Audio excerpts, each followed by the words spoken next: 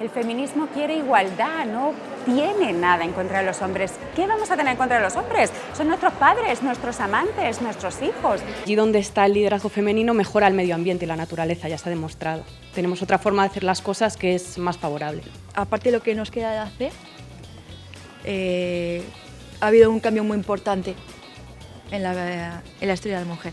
Es imprescindible, desde las administraciones públicas, para acabar con la desigualdad de las mujeres, crear escuelas infantiles de 0 a 3 años, de carácter público y gratuito, y que sean de calidad, así como potenciar los centros de días y residencias de ancianos de titularidad y gestión pública.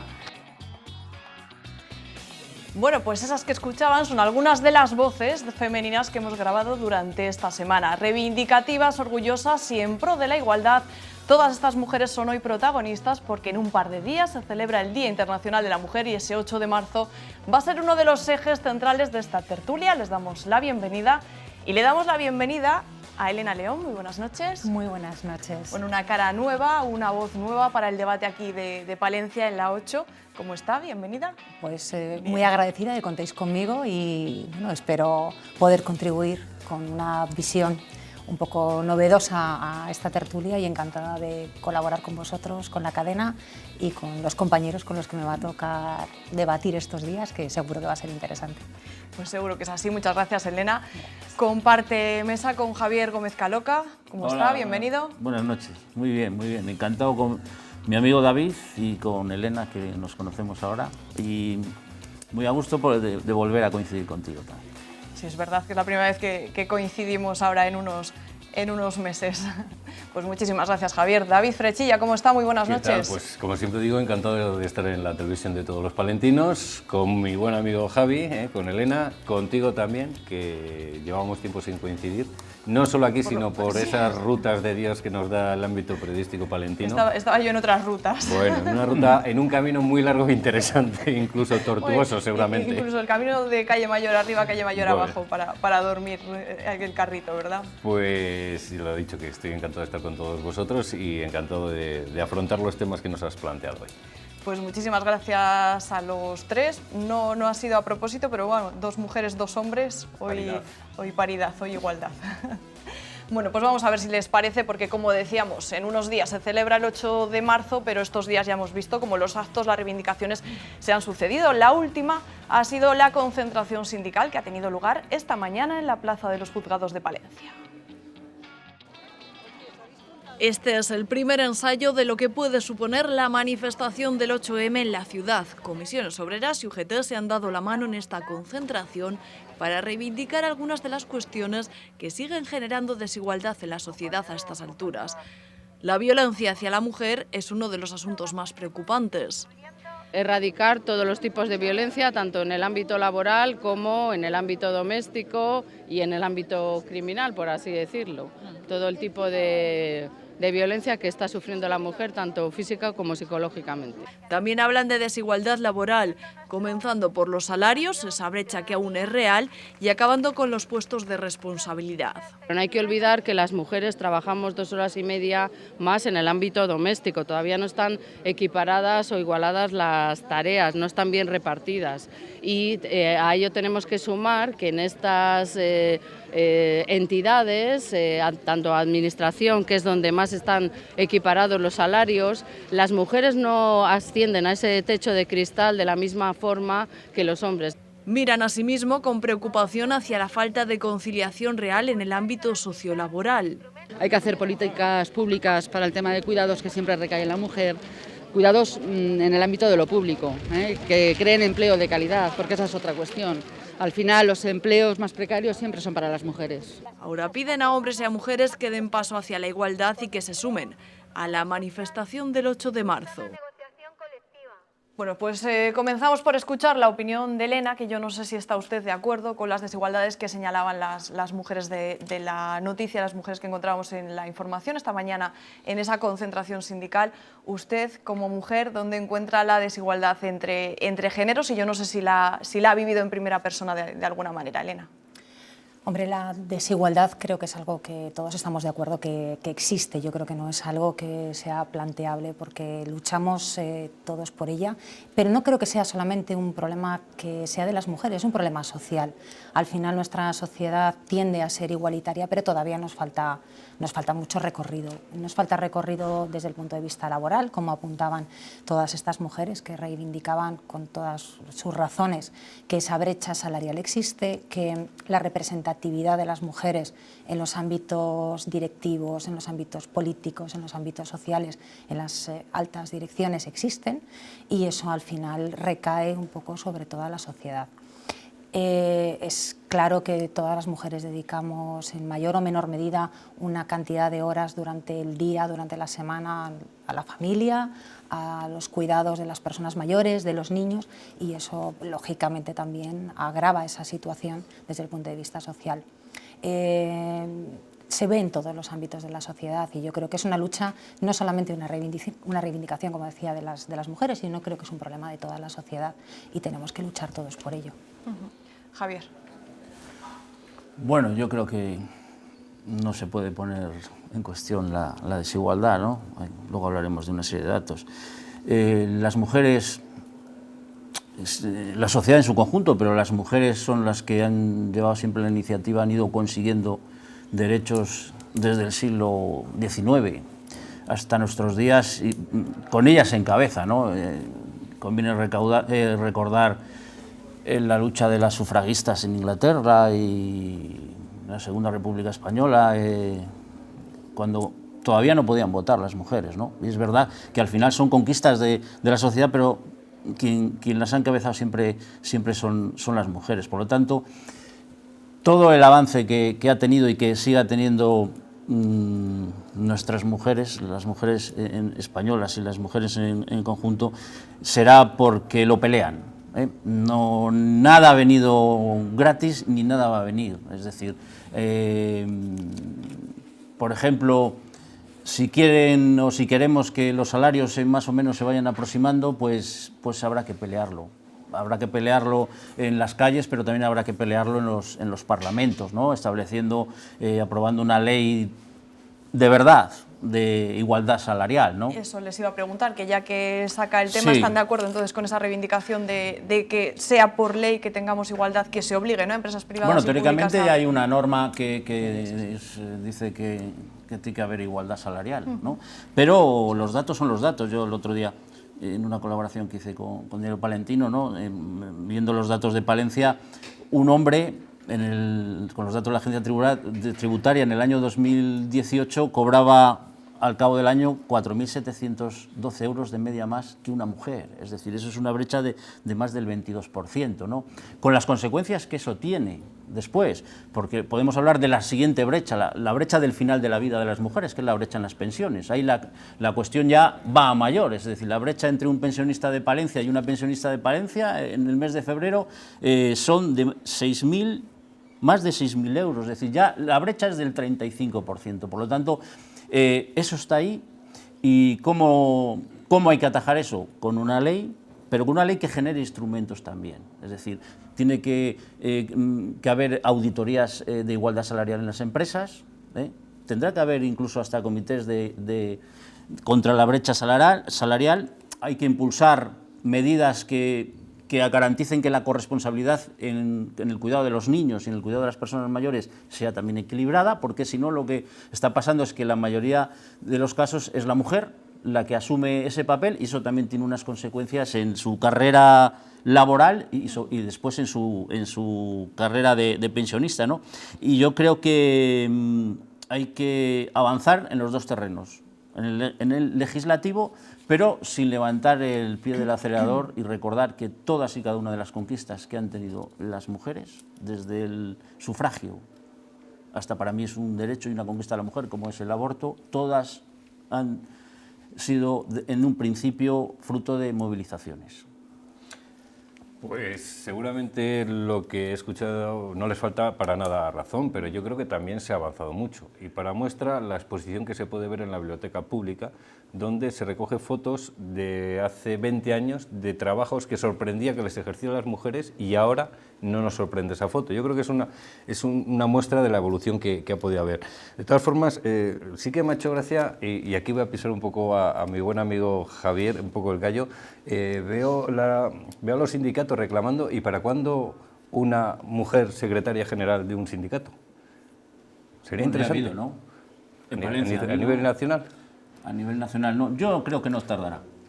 Bueno, es la pregunta que planteo, porque luego también veo que muchos partidos políticos que reclaman la igualdad, luego se viene un hombre y una mujer y resulta que votan al hombre. Se ha dado a nivel nacional. Por eso digo que a veces creo que se ha avanzado mucho, pero que hay una parte de la sociedad que incluso los que reclaman la igualdad les cuesta dar ese paso hacia adelante a las mujeres, ¿no? Y son dos ejemplos como los que acabo de poner recientemente. Por otro lado, sí que creo que, Javier, cuando hablas de las diferencias de pensiones, hay un hándicap, por ejemplo, que tiene la mujer, que muchos de los puestos de relevancia se llega por determinadas carreras que mayoritariamente son ocupadas por mujeres, por hombres. Puede ser el caso por ingenierías, ¿no? Se habla mucho, son carreras que a lo mejor dan acceso a determinados puestos de trabajo y la realidad, por el motivo que sea, no por discriminación, porque ahí se puede, que ese tipo de carreras abren más el campo al hombre que a la mujer, a altos cargos. En cualquier caso, yo creo que hay que luchar, hay que seguir trabajando. Negar la evidencia de que hay discriminación en determinados casos sería un poco, bueno, pues ponerse una venda, pero también tenemos que ser conscientes que se ha avanzado en estos últimos años, yo creo. Y la mejor prueba, ya te digo, es esa exposición en la que se puede ver fotografías de hace 20 años que resultaba sorprendente y ahora, por fortuna, es habitual ver a las mujeres en esos puestos de trabajo. Sí, has dicho una cosa interesante, David, es decir, que es un problema de cara al futuro, ¿no? En el momento que estamos de todo el proceso de robotización, nuevas tecnologías y demás, y cómo va a afectar eso al empleo que tenemos en la actualidad, las mujeres parten con un hándicap en este momento, es decir, en las carreras que se denominan STEM, ¿no? Las carreras ligadas a la tecnología y demás, la presencia de las mujeres en la universidad no llega al 30%. Quiere decir que esa brecha de origen también, si no se actúa rápido, va a tener consecuencias en el futuro, ¿no? Y lo de los sindicatos, es una medida o es una muestra, y los partidos, de lo necesario que son a veces, que no todo el mundo lo comparte, ¿no?, las medidas de discriminación positiva. Es decir, yo recuerdo la primera mujer que hubo en mi sindicato, en UGT, en la Ejecutiva Confederal, fue en el año 1990, que ahora es eurodiputada, y a nivel confederal, y fue toda una sorpresa. ¿Qué pasó? Que funcionó el mimetismo y en todo el proceso por abajo, ya en todas las ejecutivas, fueron entrando mujeres. Después se dio el siguiente paso, ahora hay una presencia equilibrada que lo exigen los estatutos y dice que si en una estructura del sindicato las mujeres representan el 47% en los cargos de representación o delegados a congresos, no pueden ser menos del 47%. ¿Pero cuántas de las 50 y pico secretarias generales de UGT que puede haber en toda España, de cada provincia, son mujeres? No, lo desconozco ahora. Pero seguramente muchos menos. Lo desconozco exactamente, pero hay bastante. Te hablo de eso como de otras situaciones. La estructura territorial más potente de la UGT, que es Andalucía, tiene una secretaria general desde hace 6 años, y cuando yo decía que en el futuro es posible que haya una secretaria general de la UGT, pues igual viene de ahí. Yo, si me permitís, por alusiones, por 3 motivos, porque soy una mujer, el 50% de la que representa esta mesa, porque estamos hablando de la capacidad de la mujer y la representatividad que tiene en ciertos ámbitos educativos, sobre todo que estamos hablando de carreras técnicas. Yo en mi caso estudié una ingeniería y es cierto que la representatividad de las mujeres en ciertas carreras técnicas, llámense ingenierías o carreras científicas, o en este caso estamos hablando de las nuevas tecnologías, es minoritaria, y eso es algo que tenemos que empezar a plantearnos seriamente, porque en un horizonte de unos 10 años aproximadamente, los estudios nos dicen que el 60% aproximadamente de los trabajos no sabemos cómo van a ser, o sea, no existen a día de hoy, y van a tener una relación directa con las nuevas tecnologías, y al final es una brecha educativa que tenemos que apoyar a las niñas de hoy en ese ámbito tecnológico, porque van a ser las trabajadoras de mañana y las mujeres que van a tener que llevar esa batuta, y hoy tenemos que luchar por eso. Tenemos que empezar a trabajar desde ahora, igual que trabajábamos hace 15 o 20 años cuando yo estudiaba una ingeniería aquí, además en la UTEN, en la Universidad de Valladolid, y es cierto que la cantidad de chicas que estábamos estudiando esas carreras universitarias técnicas y más en agrónomos, por ejemplo, éramos minoritarias, pero al final es un tema que tenemos que ayudar toda la sociedad, porque es un tema educativo. Yo siempre creo que la mayor parte de los problemas y de los males de la sociedad se solucionan con educación. O sea, la igualdad al final viene de casa, viene de la educación y viene de luchar porque las mujeres tengan acceso a la educación en igualdad de condiciones, y eso al final tardaremos una generación, pero será la forma realmente sostenida de conseguir la igualdad. Y si me permitís, hablamos también, hoy en día, las medidas que podemos tomar son sobre todo medidas de conciliación, porque las medidas de conciliación en el ámbito familiar y laboral son las que nos permiten a las mujeres poder acceder a puestos directivos, a ocupar nuestro tiempo en el trabajo, en nuestra familia, pero igualmente a los hombres. Yo creo que al final compartir esas responsabilidades son las que nos ayudan a todos a crecer como sociedad, y a las mujeres y a los hombres, porque yo creo que ningún hombre se aparta ahora mismo de tener tiempo para su familia, de cuidar a sus hijos, al igual que las mujeres. Y las medidas de conciliación son las que realmente nos pueden dar esa batuta para poder trabajar en ese sentido. Hablaban de pedir guarderías públicas y también más plazas de residencias de ancianos públicas para conciliar lo que decía Elena, la vida laboral y social de la mujer, pero bueno, también eso va de la mano de un cambio quizá educativo, ¿no?, en que los cuidados dejen de ser ya una cosa de mujeres, ¿no? En esto vamos a coincidir Javier y yo, seguro. Menos cheque bebés y más guarderías. Sí, no sé, hombre, por supuesto. Menos dinero, que al final queda muy pomposo porque nos encanta y todos los partidos se pegan por a ver si tú das 1.000, yo doy 2.000, pero eso al final es pan para hoy y hambre para mañana. Invertir en buenas guarderías creo que es mucho mejor que dar dinero, que bueno, con todo respeto, pero siempre para los primeros 2 meses de pañales. No, nadie toma una decisión de tener un hijo por 1.000 ni por 2.000 euros de ayuda. Son nadie. Medidas que se llama de suma cero, es decir, que no incrementan nada las decisiones que se vayan a tomar, ¿no? Yo creo que el referente puede estar en los países nórdicos, es decir, en algunos países nórdicos la educación de 0 a 3 años está cubierta por el Estado, es decir, es gratuita, y claro, tú luego vas a Estocolmo o te paseas por Suecia y ves matrimonios jóvenes con 2 y 3 niños, y claro, pero es que no tienen 1.000 euros por nacer, es que tienen una guardería, una escuela infantil, ni de sueldo, sí, pero es que tienen permisos maternales y paternales en algunos de los países que son de más de 1 año, etcétera, es decir, que eso sí es conciliar la vida laboral y familiar, ¿no? Y sobre todo, mucha educación. Yo creo que se está perdiendo un poco, o no se hace lo suficiente. Hay que enseñar a los niños desde pequeños la corresponsabilidad. La corresponsabilidad con el resto de los miembros de la familia y con las labores que tiene que realizar la familia, ¿no?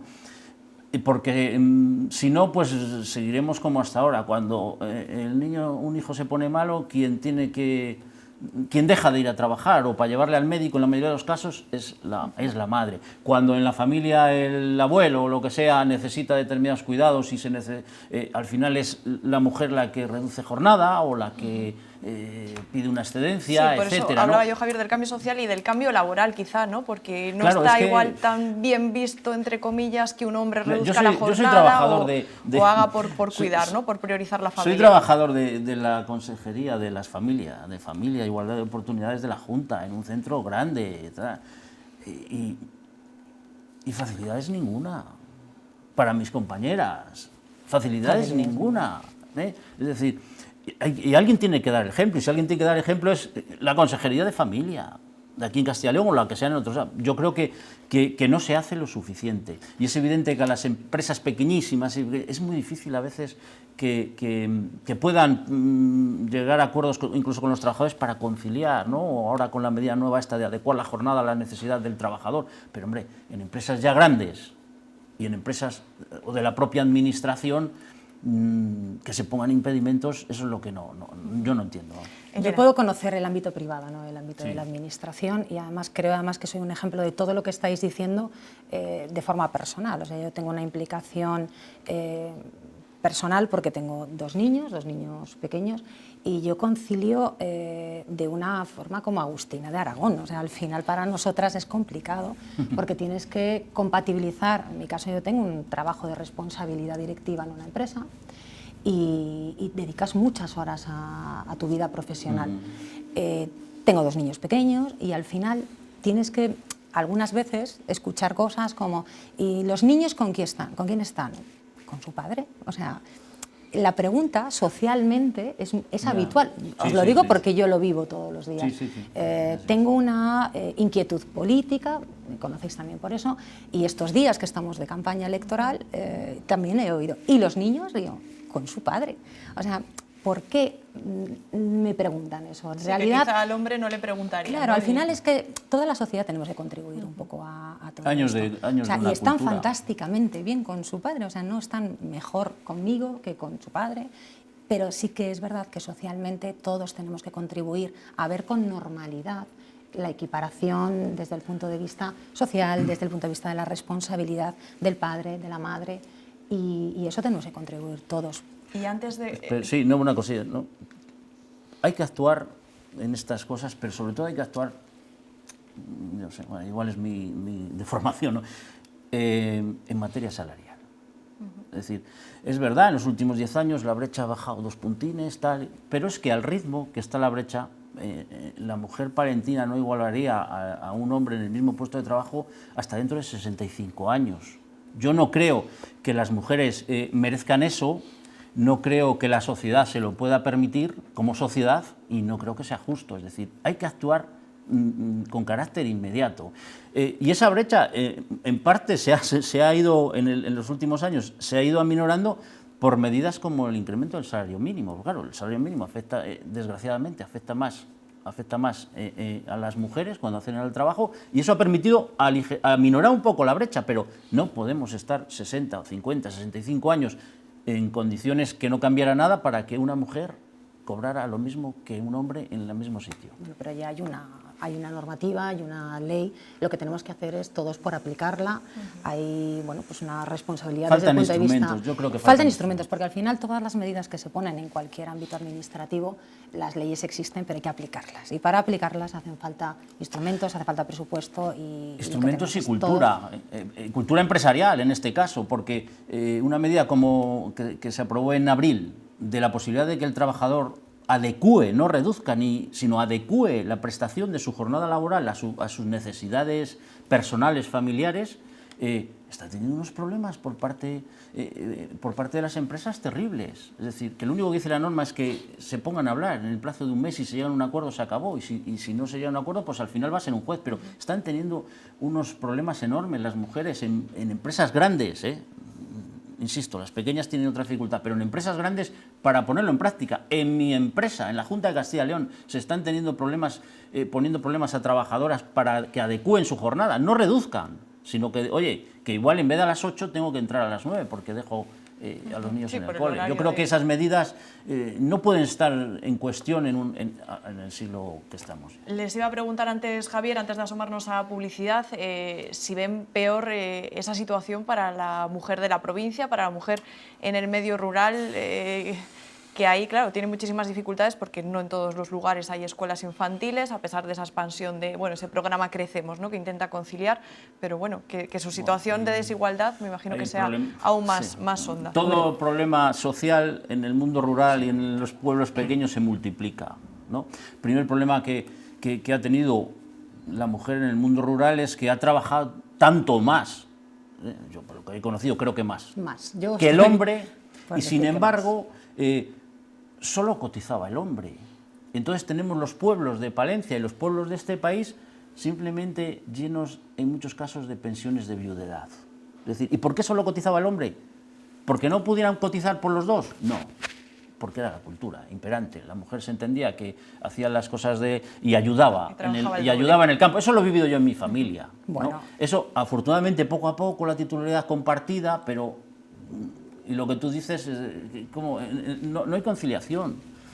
Lo que hay es que alguien tiene que coger el coche en mi pueblo y bajar a las niñas a Cervera.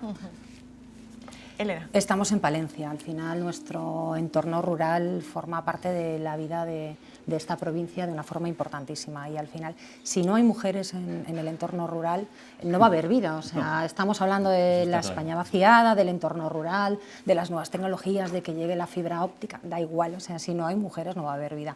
Y es cierto que las mujeres en el entorno rural, el esfuerzo es multiplicado siempre, porque la vida en el entorno rural siempre tiene un punto de sobreesfuerzo, precisamente por eso, ¿no? por las distancias, por las carencias que hay en algunos casos de servicios. Y si estamos hablando de carencias de servicios en un entorno como puede ser Palencia capital, pues en un entorno rural es mucho mayor, los colegios, y eso sí que hay que hacer un sobreesfuerzo, y hay que reconocer a las mujeres del entorno rural, porque estamos en Palencia y es importantísimo para nosotros que si aquí es complicado y hay una brecha y todos la reconocemos, en el entorno rural va a ser muchísimo mayor, está claro, y hay que reconocerlas ese sobreesfuerzo, ese sobretrabajo que decíamos. ¿Han trabajado tanto? No, yo creo que han trabajado más, porque si hablamos de dedicar horas a la familia, dedicar horas a nuestro entorno doméstico, pues en un pueblo, en un entorno rural siempre ha sido mucho mayor. Yo tengo una imagen, no sé si me va a ganar algún amigo de la zona mía, tengo una imagen de niño, allí había muchos hombres trabajaban en la mina, ¿no? Entonces pues, iban por la mañana a trabajar en la mina, mientras la mujer se quedaba en casa, atendía a los niños, atendía a las vacas, atendía a todo, y cuando el hombre venía de la mina, pues ya comía, echaba un poquitín la siesta y bajaba a echar la partida. Y la mujer volvía a atender las vacas, o ir al huerto, o atender a los niños y demás. Y eso era la cultura. Y la mujer no cotizaba nada. Y de esas todavía quedan muchas que yo conozco viviendo. O una imagen de que el hombre iba sentado en el carro y la mujer delante. David, no sé si quiere apuntar para que cerrar. Afortunadamente esa imagen también un poco está cambiando, porque antes veíamos en las manifestaciones del mundo agrícola que la que iba era para apoyar lo de su marido, y ahora van conduciendo su tractor para defender lo suyo. Quiere decir que algo se ha ido avanzando poco, y todavía existen, seguro que tú también coincides conmigo, Javier, en el tema de FADEMUR, colectivos como FADEMUR, como iniciativas que se están poniendo en marcha protagonizadas por mujeres, que son pequeños pasos importantes, porque está claro que si ya la vida de por sí es cosa de dos, la vida en el campo es cosa de dos, porque viene ligado a la natalidad, viene ligado a la fijación del medio rural, a la atención de los niños, del campo, de la labor. O sea que sí que la mujer del medio rural es fundamental, y afortunadamente se la está dando voz, y hay colectivos que están luchando por ella. Continuamos aquí en la tertulia de la 8 Palencia, y lo hacemos asomándonos a esa nueva ley que han denominado de Solo sí es sí, propuesta por la ministra de Igualdad, por Irene Montero, que ha causado cierta polémica entre el ministro de Justicia y Pablo Iglesias. Escuche.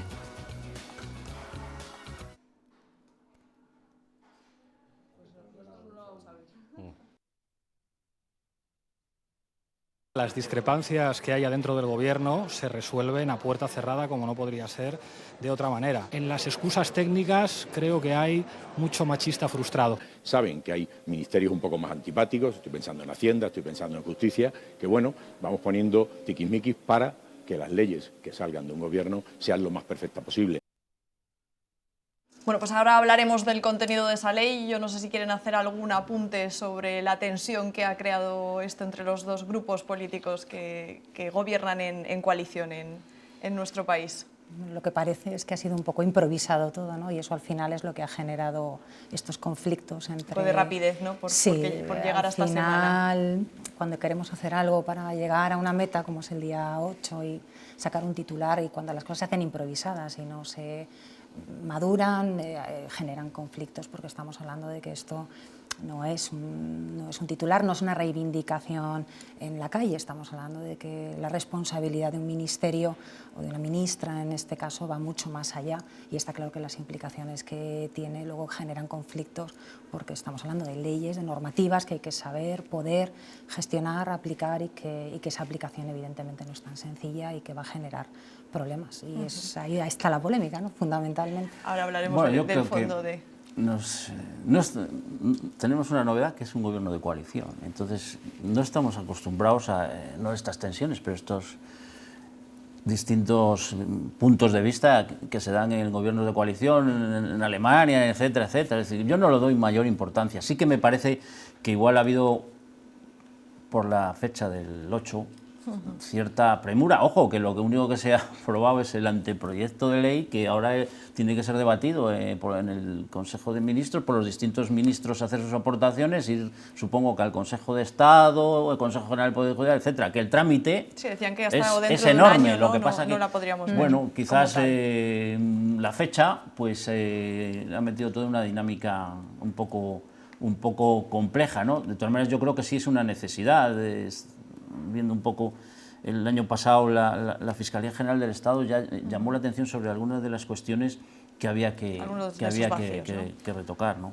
Pues curiosamente este enfrentamiento entre Partido Socialista y Unidas Podemos llega dentro de los ámbitos que menos conflicto deberían tener entre ellos, porque yo me imaginaba que quizás los mayores conflictos podrían llegar en materia económica y están llegando en materia social. A mí sí que me ha sorprendido en este sentido, porque yo pensaba que bueno, pues iba a haber otras cuestiones más peliagudas y me ha sorprendido que le tengan precisamente en este tema social. Yo tenía aquí apuntada una palabra, operación marketing, y estamos muy acostumbrados a que los partidos políticos nos digan este tema es importantísimo, pero luego lo tratan de una forma tan poco importante que pierde valor. Es decir, a mí el tema me parece muy importante, lo suficiente para hacer un debate sosegado. No le para, tiene que haber, para llegar el día 8 con la ley, así que ya, toma, vete y reparte entre los manifestantes. Que ya está la ley, que ya ha salido. Entonces creo que en ese sentido sí que, pero vamos, que adolecen todos los partidos. Esto es una novedad. No, pero bueno, el debate tiene que empezar ahora, que tiene que ser largo. No, es que no hemos entrado en lo segundo. Claro, estamos en el anteproyecto de ley. Es que realmente, ¿y quién ha visto el anteproyecto? Yo no. No, nadie. Yo lo he buscado. De Justicia, seguro. Yo lo he buscado para poder leerlo tranquilamente. Estamos hablando un poco, creo que del sexo de los ángeles, a día de hoy. Bueno, sí que hay algunos matices, ¿no? Como que han saltado a los medios de comunicación, como la equiparación de agresión con abusos, la subida de penas de cárcel por esa agresión, el acoso un poco más penado, ¿no? Siempre que una mujer se sienta víctima de acoso va a tener una pena más alta. Bueno, son las cosas que igual están... No tenía matices que han saltado a los medios de comunicación. Un anteproyecto de ley es un documento del Consejo de Ministros, igual es que no tenía que todavía conocerse nada. Sí. Yo por lo que he escuchado, todos los anteproyectos de ley del Consejo de Ministros le suelen publicar, dice. Los proyectos, cuando anteproyectos. Yo no lo sé, creo que no. Cuando el Consejo de Ministros decida este es el proyecto que el Gobierno lleva al Parlamento, se publica. Esto creo que ha sido un poco una carrera para el tema del día 8, que al final no te lleva a nada, porque si el debate se va a producir. En todo caso, la Fiscalía General del Estado dijo que en el año 2018 se incrementaron los delitos sexuales un 23,27%, es decir, que hay una necesidad de redefinir algunos delitos.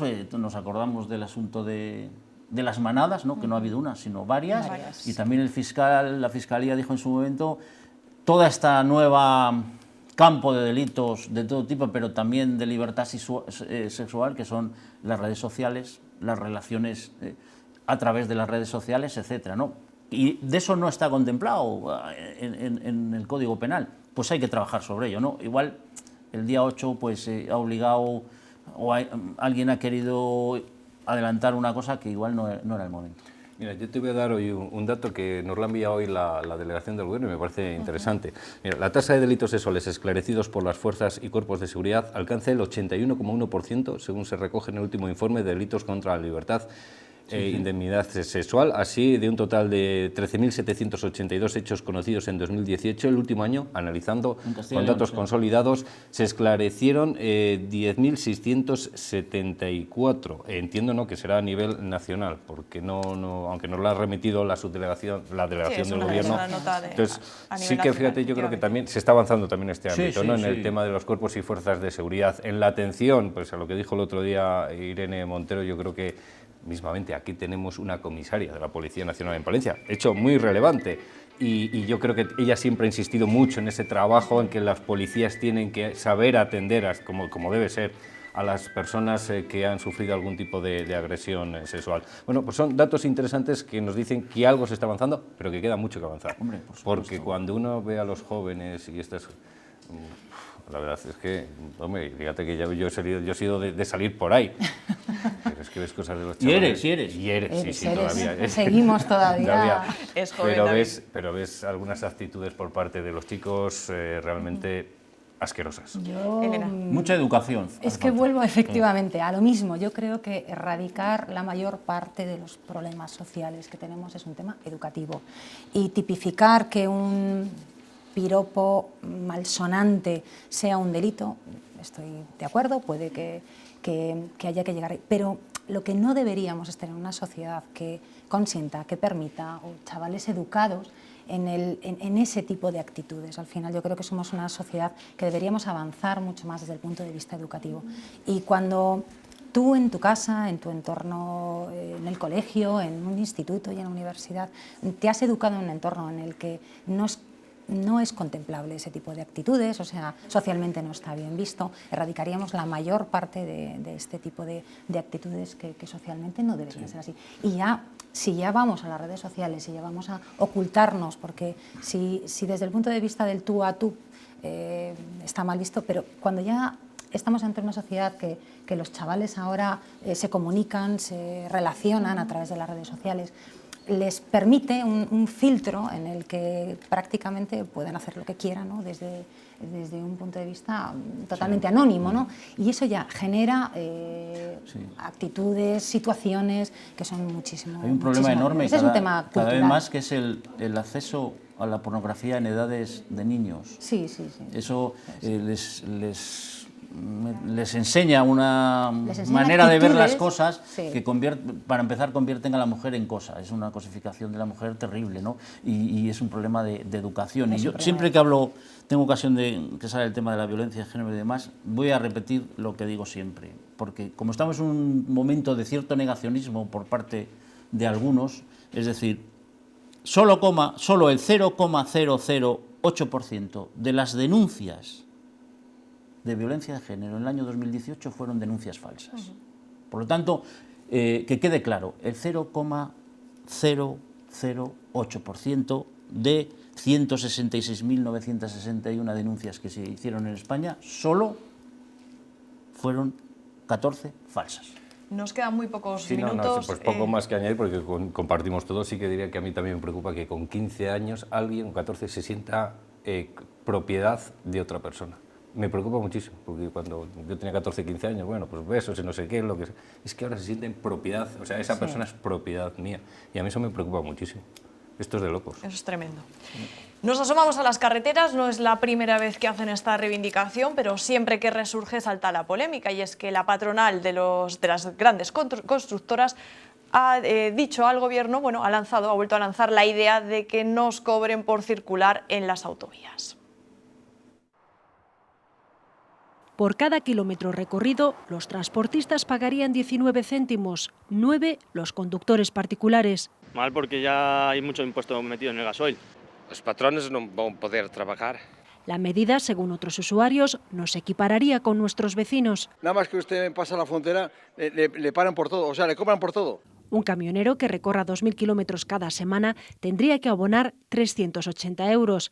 Para una persona que vaya a trabajar en su coche de Valladolid a Palencia serían 520 kilómetros cada semana, es decir, casi 47 euros en peajes. Ante estas cifras, hay quien se plantea circular por carreteras nacionales y comarcales. Yo normalmente intento evitar los peajes, pero bueno, al final lo que me diga desde la empresa, claro. Y siempre intentas llegar lo más rápido. Me imagino que es verdad que las autovías son seguridad, tienen su mayor seguridad que las comarcales, pero hombre, también hay que ver el bolsillo de la gente. Mi trabajo es viajar, entonces seguramente no me quedaría otro remedio, pero me lo plantearía, desde luego. La patronal de las grandes constructoras ha calculado que al año se podrían recaudar algo más de 4.800 millones de euros. Irían destinados al mantenimiento y conservación de los 14.000 kilómetros de autovía que hay en nuestro país.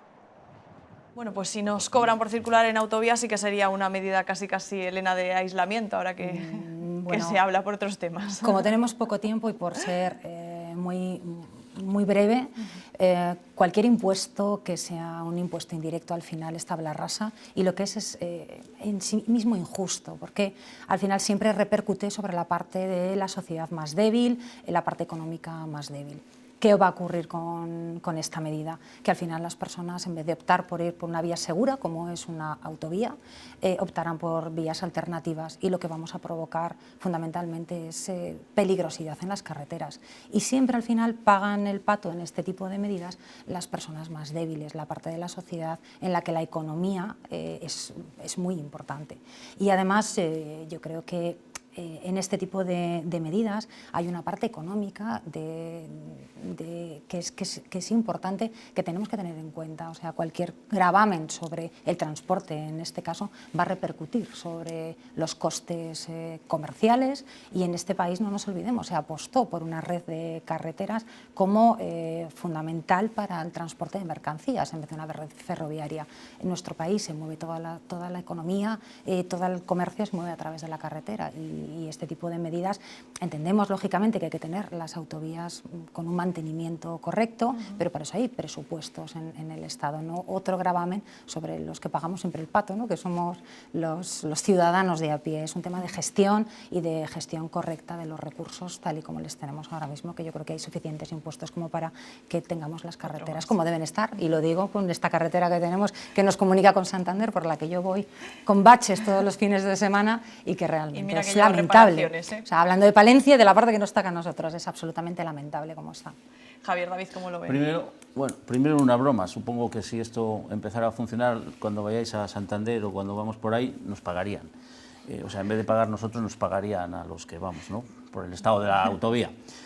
Yo esto lo veo como un globo sonda de la gran patronal de los constructores españoles, ¿no? Que han visto en los últimos tiempos cómo exprimieron el negocio de las autopistas, cómo no les funcionó el negocio de las radiales que se hicieron para salir de Madrid y que las ha tenido que rescatar el Estado, y como ahora ven la posibilidad de decir, bueno, pues ya todo van a ser autovías, ya no va a haber autopistas de pago, nosotros nos ofrecemos al mantenimiento de todas, ¿no? Y además nos dicen cuánto tiene que ser el canon, el precio anual, etcétera, etcétera. Yo creo que es una...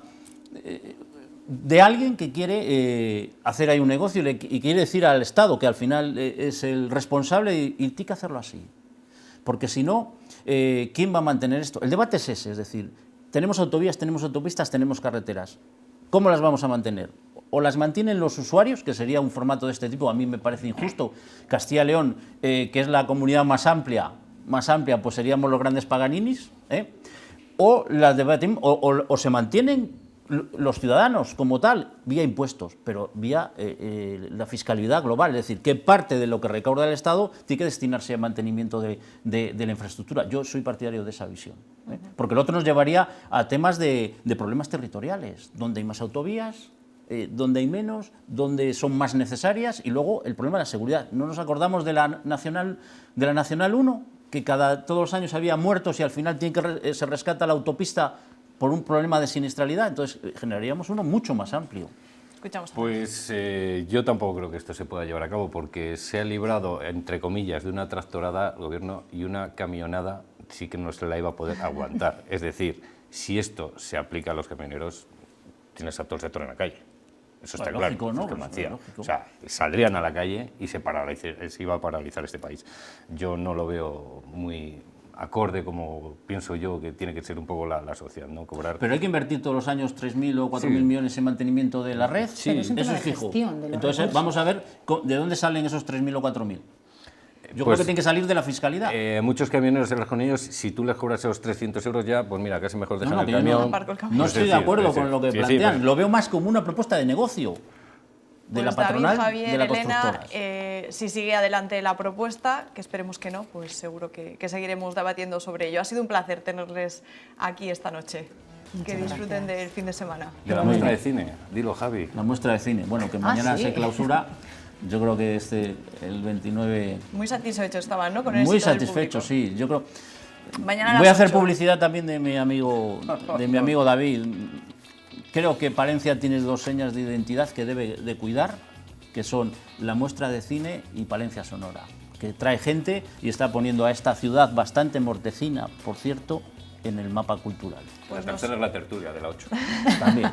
Nos sumamos a las 3 recomendaciones. Que se cumple un año de ese médico, pintor, colaborador de la 8, gran tertuliano, gran amigo de esta casa, Julio del Val, que sus obras se asoman a la biblioteca pública gracias a su mujer Toña, así que si tienen oportunidad no dejen de asomarse y disfrutar con las obras que nos dejó Julio. Así les despedimos, hasta la semana que viene.